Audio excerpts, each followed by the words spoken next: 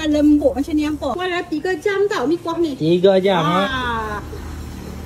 Hari ni kita nak buat mi kuah daging campur wak keting. Gobe, cabai. Kami potong cabai dengan misi. Memang wajib ada. Sayuran dia, daun sup. Portion biasa macam ni kami buat telur sebelah lah nak kat hampa. Okey, kalau special dapat biji. Ya. Lagi cincang. Walaupun kami buat wak keting tapi kami tetap buat daging. Wak keting memang lembut macam ni hampa.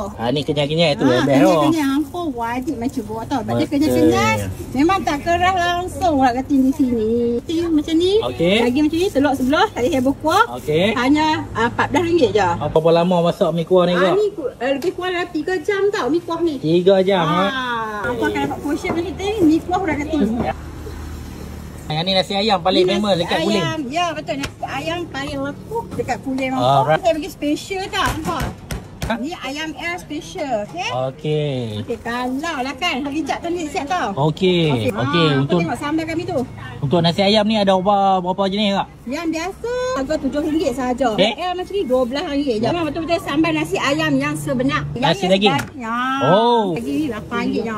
Kita pakai daging mahal tau. Tengok daging. Portion banyak ni memang RM8 saja. Kami bagi sup. Alright. Inilah ayam asam nasi daging yang paling famous sekali. Hampa nak makan ni tu hampa tuang je daging. Baru kena. Pekat elok Bihun sup kedai kita memang portion banyak hampa. Kalau bihun sup ayam RM7 sahaja lah. RM7 sahaja. Bawang goreng wajib. Nampak tak? Hampa tengok. Tu. Selamat je tu. Selamat tengok ni sup ni. Ya Allah secukup rasa. Kalau hampa ada 2 sambal kalau hampa suka. Macam ni sambal merah tau. Hampa kena ambil buah nyari. Kami akan hantar sambal hitam macam ni je. Yang ni kau memang sedap gila hampa. Ni lah bihun sup kedai nasi Aisyah sahabat. Okey kak lah, besar pula RM6 saja kat kedai kami. Semua potong halus-halus ni. Semua potong isi. Telur sebelah tau. Ni laksa Kedah kak nak. Laksa Kedah. Macam dong habis laksa-laksa. Pemai je kat kedai kami tau. Kedai nasi ayam Aisyah Syazwan ni. Bakso berduri banyak pilihan. Macam ni bakso tu. Suka sayur hampa apa ya?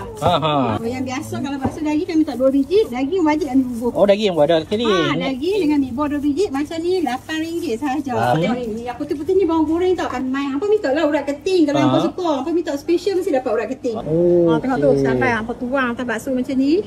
Sedap weh.